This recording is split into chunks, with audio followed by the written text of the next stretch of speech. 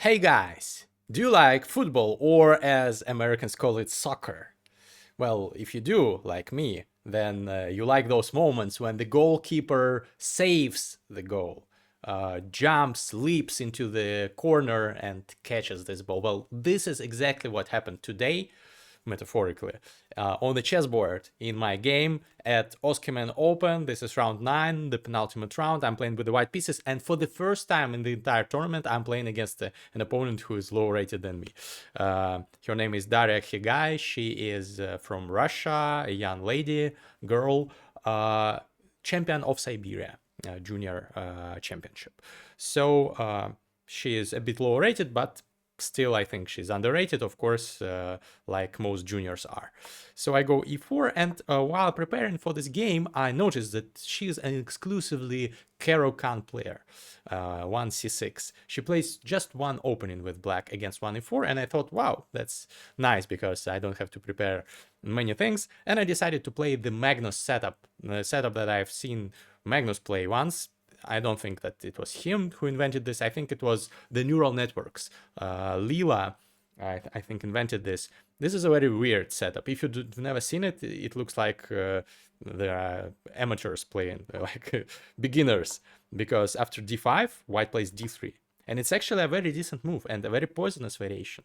So there are many moves for black. Currently, top players often don't trade because they don't like the endgame. White has some advantage in the endgame. This is the idea. I will show you.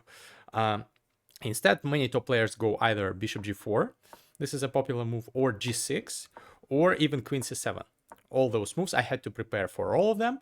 But my opponent went into the most principled variation, which is takes, takes, takes, and takes. And here, you might think, wow, white has lost castling rights. What a stupid player plays this with white, but Magnus played this with white, and many other top players. Jan Nepomнящий, Anish Giri, MVL, Alireza Firouzja. I think they all played this with the white pieces, and the idea is that here you even go knight f to d2, protecting this pawn with this knight. So this looks very clumsy, this this box of pieces. But the idea is to go f3. Here she goes bishop h6. By the way, this is a great move according to the engine, one of the best plans, but I've never seen it in practice. So she must have prepared as well, seeing my games online that I play this setup. But it doesn't matter. We trade the bishops, and I go a4. This is also like a computerish idea, advancing pawns, grabbing space. I've won many games, especially in online blitz, in such variation, and I've also won a game against the FIDE master and champion of Kyrgyzstan recently. At the Issyk tournament, Yurtarev Memorial. I also did recaps on this channel like 3 months ago. You can look it up. So I had some nice wins in this variation, and the idea is that I have more pieces on the queen side, and the idea is usually to play c3 before, then maybe knight b3. Sometimes white plays for a6, sometimes white puts the knight on a5. Magnus has demonstrated it in one of his games. He just crushed his opponent, although at the end he did not manage to convert. But still, I really liked that game, and it inspired me to play this variation against the Caro-Kann. And Caro-Kann players are not used to this because not many people play this. This is weird. Like 3 or 4 years ago, nobody played this. This was invented by artificial intelligence. Isn't it awesome? Right? I love AI. So yeah. So this is the idea. I advance. I try to suffocate her on the chessboard. I mean, by taking more space. She develops the rook, and here I make a mistake. The engine really praises a6 here, taking more space. And also the engine said that probably instead of a5, knight a5 here would be better. I thought about this move. Rook a b8 and bishop c4, trading this bad bishop of mine. And I can take by this knight, and this is like a very typical position for this variation. This knight is putting pressure. Yes, it's on the rim, but it's putting pressure. Black cannot go b6 because c6 will hang, and white is enjoying some advantage. Then the rook will join the action. Slight positional advantage, but this is all I needed for this game. I wanted to play a long game. and find my chances somewhere in the endgame. Because as Shereshevsky, famous Soviet coach, said, with youth you should go into an endgame, and it's usually working well for me because yes, I'm an attacking player. I like sacrificing. I like mating my opponent, but youngsters, they are all very tactically sharp, so it's a decent strategy to avoid complications and just play endgames against them, and good things will happen. So I went to a5, which is not the best way to proceed, and here I went c3, which is a mistake. Well, not a mistake, but an inaccuracy. Now it is equal if and only if I play the best moves, which I failed to do. do you understand now that I will have to save this game? Otherwise, why choose such a title for the video and such a thumbnail? So she goes b5, and I'm a bit paralyzed with shock after this move because I didn't think it should be possible. I thought it's a bad weakening move. I just drop back, but then I realized that she'll go knight c5, and the idea is to take here. For example, if I do nothing, h3, rook takes d2, and knight b3 check, which is a fork, winning a piece. Of course, it is very easy to spot. You should not allow this. You should go, for example, rook a3. But then she goes knight d3 check. And I realized with shock that I cannot go king c2 because knight takes b2. And if I take on b2, rook takes d2, and I'm down a pawn, and I'm already lost because rook is infiltrating, I'm down a pawn, I'm very passive. So this is not good. So I realized, I calculated these variations for around like 20 minutes, and I considered this the best move, which is correct. The engine agrees. But the problem is that now my e3 knight is hanging, and I thought if I go here, this is very passive. She'll go rook a d8, and yeah, the engine agrees. It's nothing too fatal, but black is the one pressing, and it's very uncomfortable to untangle from this position. Also, there is a move c4 here, according to the engine. I didn't see it during the game, but it doesn't look all right for me. Those pawns are now very weak, and it's only black who is playing for a win here. So I decided against going for all this. I decided after b5, I don't have to drop back. I can take en passant. As you know, this is a very nice rule. And if she takes, I take, and she takes. And yes, she has this a file and can infiltrate, which might be unpleasant, but I thought that this is better than what I just showed you. And the computer again agrees, but somehow I did not go knight a3, which is the only move to hold equality here, just to block this file. I saw knight a3, but I thought this knight will not be menacing here. I didn't like it, and I thought I'll just go knight b3. And if b5, I'll put the knight on a5. And this was, you will see by the evil bar, this was a mistake, or at least an inaccuracy, according to the engine. And I immediately saw a tactical shot that she, by the way, missed. Once I made the move knight b3, I somehow completely missed it while thinking about the move, and I did not make it like within 10 seconds. I thought for several minutes, and then when I made the move, I realized that knight c5 is very strong. The idea is that if I take, she takes here first, and if I take the bishop, rook a1 check comes, and she will win the rook for the bishop, and I will be lost. So this is a problem.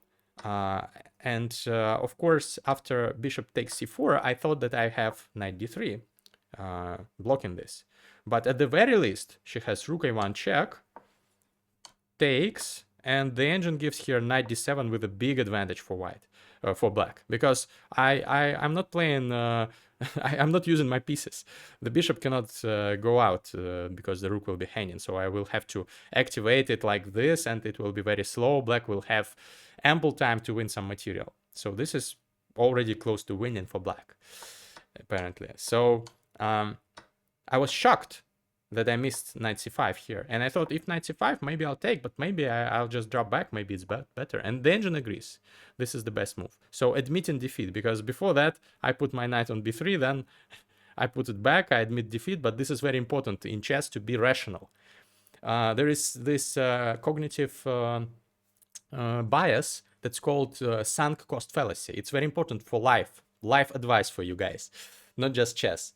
when you think that, oh, I've spent so much time and effort on this project, I don't want to give it up, to stop it. I've invested so much money into this new startup. But very often you should not think about how much time, effort, and money you've invested in something. Relationships also, by the way, work like this. You should not think about this. This is called a cognitive bias, sunk cost fallacy. You should not think about sunk costs. Yes, you've spent this money, you've spent this time, but it doesn't matter. If the best move objectively is to go back, you go back.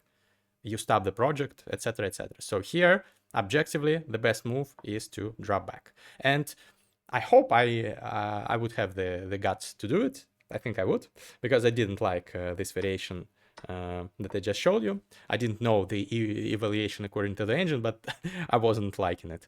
So probably I would have dropped back and had to defend this position. But she did not go for this. So instead, she chose a different move instead of knight c5. She went b5, which is also a good move. But it loses all the advantage if I find the only move. Knight c to d2. So this time, this knight reroutes back, not this one. This is a difference. The knights are jumping across the board, stumbling, not finding a good spot. But I here thought that this is better. Blocking this file with my other knight, and it's actually not the worst move. It's just a tiny bit worse according to the engine. Of course, she cannot take because I'll take back. I just accidentally pressed this. So here she goes knight e5, centralizing her knight and also overprotecting this pawn. And I go king c2 because I want to add a defender to this knight, which is an inaccuracy. According to the engine, king d2 was better. I don't understand why. I don't know why. What if c5 is in the game? Takes, c4. Knight c6. Wow, nice resource. So, yeah, because this knight is hanging and this knight is hanging. And if she takes, I take. The rook will be hanging and then the knight will leave the square. Wow.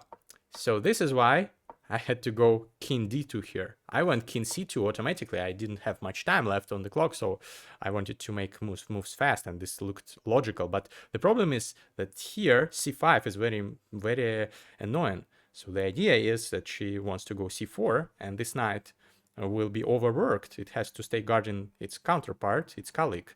But if it's attacked, it cannot move. So one of the knights will be lost. So if I take, for example, this pawn, c4, I will have to give up one of the pieces for the pawn. So I will have these two pawns for a piece. I briefly considered this option, but I thought definitely it's not good. An extra piece is an extra piece. Sometimes two pawns, connected past pawns, can be even stronger than a minor piece, but when they are further advanced. My pawns are not far advanced and they will not go far because my opponent is dominating in this position and she will probably destroy me in it. So of course I cannot take the pawn, and I thought maybe I can go f4, which is according to the engine the best move. But I really didn't like the fact that when she drops back, I have to take on the move. She has this check, and if I go to d2 or to d3, doesn't matter, she takes this pawn, and now f4 is hanging and e4 is hanging with check. And also some rook d8 ideas are coming. And if I go to e2, bishop g4, and I thought that I'll be destroyed and probably checkmated by those hungry, angry black pieces. And mine are stranded over there. They are not enjoying the position. I cannot even take this pawn because this knight will be hanging. So, and I cannot defend both pawns at the same time. For example, if I go rook f1, she'll take this with check, and then she'll go, I don't know, many moves win here. Rook d8, for example, threatening some infiltrations in future. Not good. Well, for the time being, my knight is defending this, but c4, for example, and then problems will come. So I really didn't like it. I calculated I spent like 10 out of my 15 remaining minutes in this position thinking whether to go f4, and I decided, you know what, I'll go knight b7, which is the second best option according to the engine. Because the engine is ruthless and finds winning advantage for black here. Takes and c4 check. These are the moves that my opponent found. And here I thought if I drop back, then somehow my knight will get stranded. I thought that knight fd7 is strong here to take the c5 square. And now my knight has no squares to go to. All the squares are controlled by the rook, the knight, or the pawn. So somehow I thought that the knight will be lost. The engine actually doesn't think that this is the best move, but it's one of the best moves. And then, for example, bishop e2, rook a7, I have to go to d8. And I thought that in my mind, I calculated that something like this will happen and the knight will get stranded. The computer finds some defense for white, but white will lose material at the end of the line. So it's not good. And it's not even the best option for black. Black can go rook a1, which is even better, paralyzing me, similar to what happened in the game. So I thought that after c4 check, dropping back is very passive. I didn't like it. I went forward. King b4. At least I now have options of retreating my knight safely home. But of course, she has this annoying infiltration, attacking my pawn. Here, if I take this pawn, then this will be a check. My only move not to lose the knight will be king a6, and I thought I'll get checkmated here, and the computer agrees. The computer believes that after knight fd7, I will either lose some material or I will be checkmated because, for example, g4, random move, knight c6. And next, rook b6 will be a checkmate. Very beautiful checkmate. The king has no moves. Wow. So yeah, it's good that I realized the danger I'm in. I thought that I should be already lost, and I had like several minutes on the clock remaining, while my opponent had like 50 or 40 minutes. She was playing very fast. But I went b3. I thought this is the best practical chance, and the computer agrees. So the idea is, if she takes, I can take with my bishop, and at least I'm activating my rook. Yes, she will be able to take all these pawns of mine, but I'll take this pawn, which is the most important, and I'll pretend that I have some counterplay. But she doesn't take on b3, which is very logical for her. Rook b2 is the best move according to the engine. I'm completely paralyzed. Now she wants to take on b3 with the pawn or rook, even better. Oops, sorry. Whoop, spoiler alert. Spoiler alert. Sorry, guys. But it will be very interesting, guys, what you are going to witness now. So stay tuned. So here, rook b2. And I go knight c5 to defend this pawn. It's a very clumsy position, but I'm trying to glue it together, to hold on for my dear life. She goes rook b1, again, great move, best move in the position, completely paralyzing me. Neither the rook nor the bishop can move. And she will just destroy me. Here I thought that I have to activate my pieces because otherwise, if I do nothing, like if I do like rook g1, rook h1, back and forth, she has at the very least some knight maneuvers to win. For example, knight d3, like rook g1, for example, knight d3 check, yes. And if I take, she has knight takes, and then cb, and this pawn will queen at the very least. So I thought I have to activate my pieces here, and I go g3. Of course, she can take the f3 pawn, knight takes f3, but then I go bishop g2, and yes, she can exchange and take another pawn on h2, but then I'll take this pawn, and this I calculated to be my best chance of holding. I have 3 pawns, she has 4. All my pawns are pawn islands, so they are weak. Probably it's a winning position. The engine says it's winning, but it's possible not to win this, for example. Only black can win it, but it's possible to draw this. I thought that this is the best chance. I have to activate my pieces. Piece activity is much more important than material, in endgames as well. So g3, best move according to the engine, by the way. She doesn't take. She doesn't take, which is the correct decision. She finds knight d3 check, the same idea that I showed you. And here I calculated that if I take, for example, by bishop, I thought for some time that I'll sack this rook, take by the bishop, and here I will have bishop for rook, but unfortunately she'll take on h2. And this is even the engine says that maybe this is the best I can get, but this is hopelessly lost. I thought practically I have no chance here. My pawn, if it could advance further, then maybe I would have some chances, but here, no. The rook will just gobble up all my remaining pawns on the king side, then the knight can even sacrifice itself for my c-pawn, and these pawns will march and queen. So practically this is very bad. So I thought about taking with the bishop, and I disregarded this idea, and this is a check, so I have to react somehow. I also thought that I could have taken here, but then c takes d3, and this pawn will queen, unless I give up the rook for the pawn, so of course this is hopelessly lost. I cannot take on d3, so by process of elimination, king takes b5 is the only move that does not lose on the spot. It still is lost for me, but it doesn't lose on the spot. Here, I thought that she has a very easy win. I showed it to her after the game. She missed it, knight f2.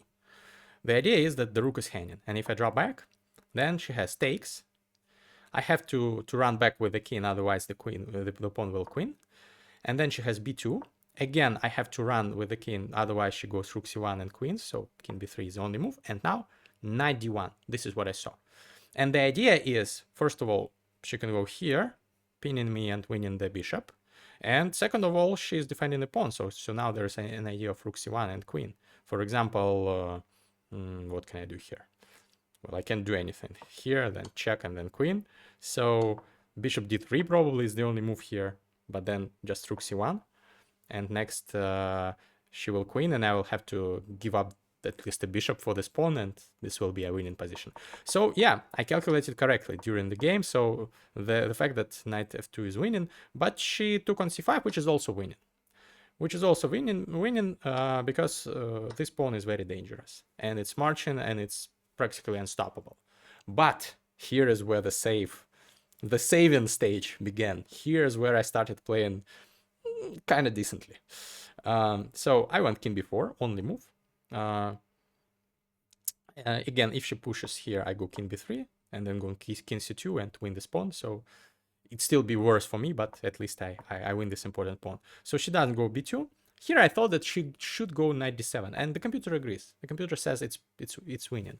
I thought that if I go here, king a3, which is a logical move, the idea being that I want to go bishop g2 and untangle, but I cannot do this here in this position. For example, knight d7, bishop g2, should I just take, and b2, and I'm not in time to stop her queening. That's why I have to go king a3 first to do this. That's the idea. And then I'm stopping the pawn. But unfortunately, she has knight e5 here. And the idea is that she can go knight c4 check. For example, if I go bishop g2, knight c4 check. Only move is king a4 or king b4, doesn't matter. She'll just take. Let me show it on the board. And b2, and she's queening. Unfortunately, this is what happens. So I cannot go bishop g2 here. And if I do nothing, if I kick the knight, for example, knight c4 check. This is what I saw, and I was intending to take with a bishop, giving up again an exchange. But again, this is a lost endgame. This pawn will not advance far, will not get advanced far, because the king will stop it. And the rook will take all the pawns. Unfortunately, this is lost. I think I would have played on several more moves and then resigned if she found it. But instead of knight d7, she wanted to do a similar thing, but she went to knight e8. And this is her mistake, I think. She was playing too fast. I had here like 2 minutes. I was playing on increment already, 30-second increment per move. So I try to calculate short variations, not blunder anything, and make logical moves and not collapse immediately. And she, instead of getting into a deep thing here, she should have stopped for 10 minutes here. This is what she should have done. Calculated everything until the winning, until she's sure she's found the winning variation. Not rush, because I'm lost. It doesn't matter if I even have ample time to think on her time. She doesn't have to put time pressure on me. I'm already lost. She just needs to make sure that everything is all right. Calculate, make sure that she's not missing anything. So I think this is the decisive mistake for her, that she was playing too fast. She was a bit nervous as well. She realized that she had a winning advantage, definitely. She knew it. So she wanted to convert it as soon as possible, but this is also a cognitive bias that happens to me as well. This is why I'm speaking about it. I've worked on preventing this from happening to me. Sometimes it's successful work, but not always. So this is why I criticize her, because I also criticize myself in such a way very often. So psychology is very important in chess. You should bear that in mind. 98 is a rush decision. Now I have chances.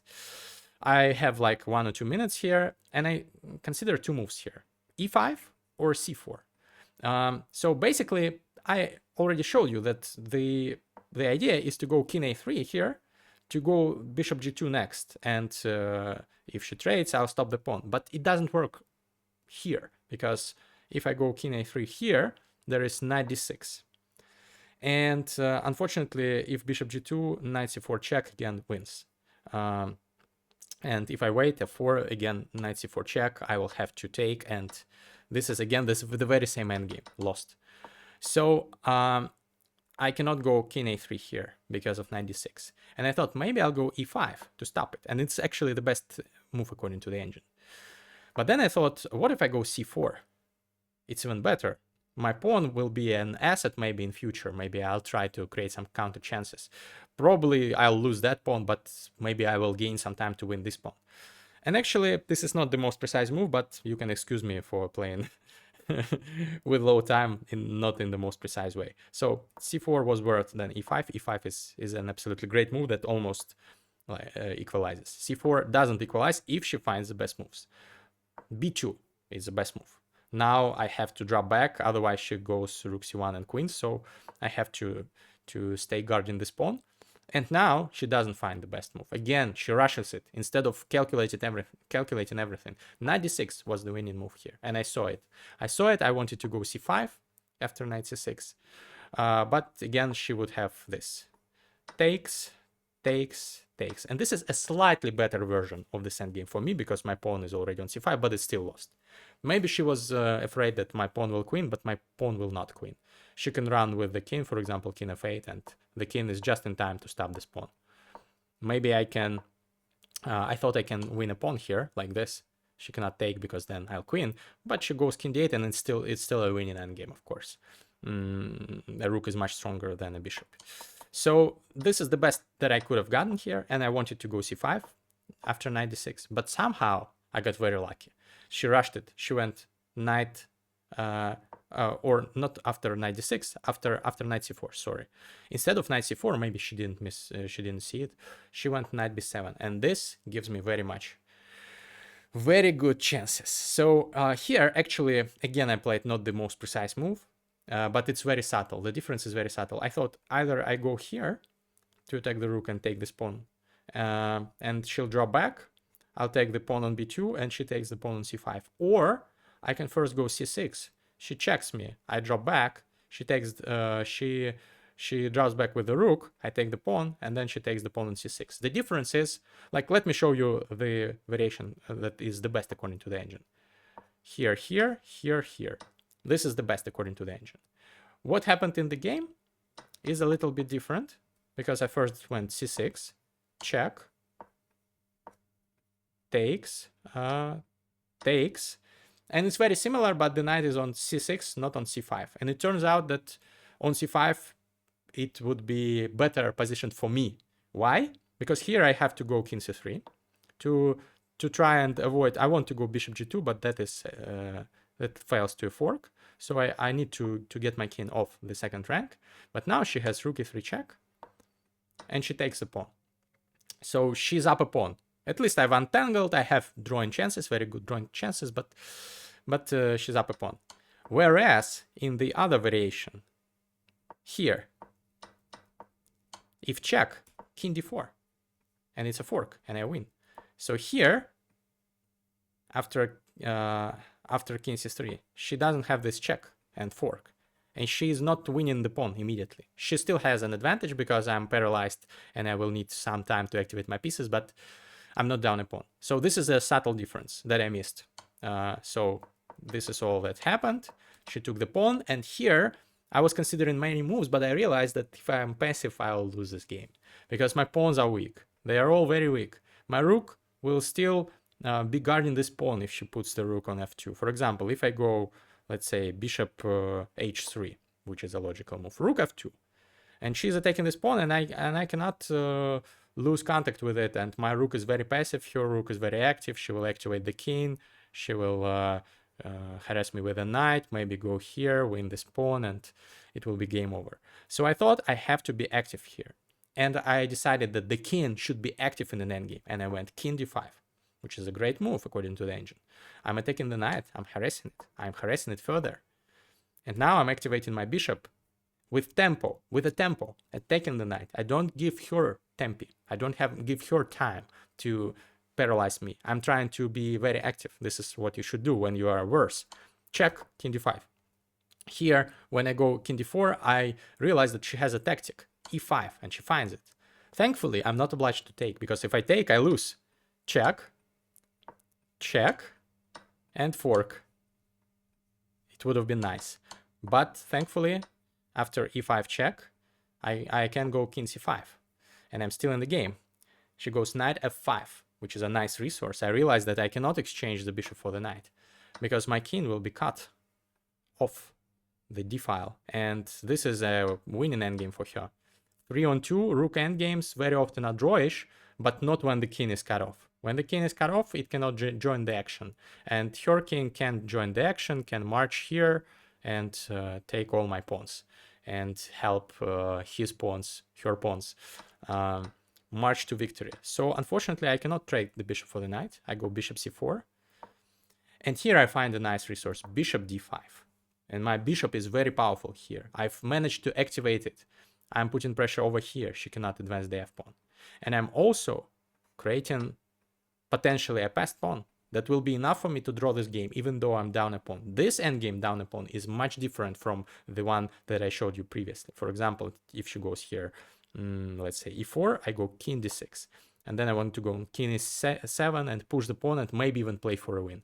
The computer says it's equal, but I have some chances here. So she cannot trade here. She cannot give me the counter chances. Here, she makes a mistake. She goes rook f1. She trades the rooks. I don't know why. Probably she was afraid of me going king d6, and she cannot even go f6 because the pawn is pinned. But she could have gone king g7. It would give her good winning chances. If here, then f6 or knight g4, by the way, and then rook f2. I don't know why she didn't go for this. There are good chances to win this for black, even though my king is so active. But she decides to trade the rooks. And here I realize that I think I can draw this game, because I go king d6. We trade a pair of pawns, and now I have 2 against 3, but the bishop is much stronger than the knight. If I place it correctly, which I do, I go e5. Now my pawns control all the dark squares, and my bishop will control all the light squares if need be. Black cannot crash through. She goes here, I attack her, threatening to take. She draws back, I drop back, I wait, and here I exchange a pair of pawns. She has to exchange, and this is a dead draw. Black cannot break through. Black wants to somehow go g5, king h5, somehow create opportunities to advance this pawn, but I'm not giving it to her. I'm just maneuvering slowly. I'm putting my bishop further from my king to not get forked in any scenario. Also, this is a nice spot to restrict the movement of the knight. She shuffles a little bit, I shuffle, and here I go king f5, and she realizes that my pieces are too active and she will win some material, because I want to go here and take the pawn, and then I'll be able to sacrifice the bishop for her remaining pawn, and it will be a draw. So here she takes the pawn and offers me a draw, and I accept it, and it was a fantastic save. I'm very glad that I didn't lose this game. What do you think? Write your opinion in the comments, and see you in the next one. Bye bye.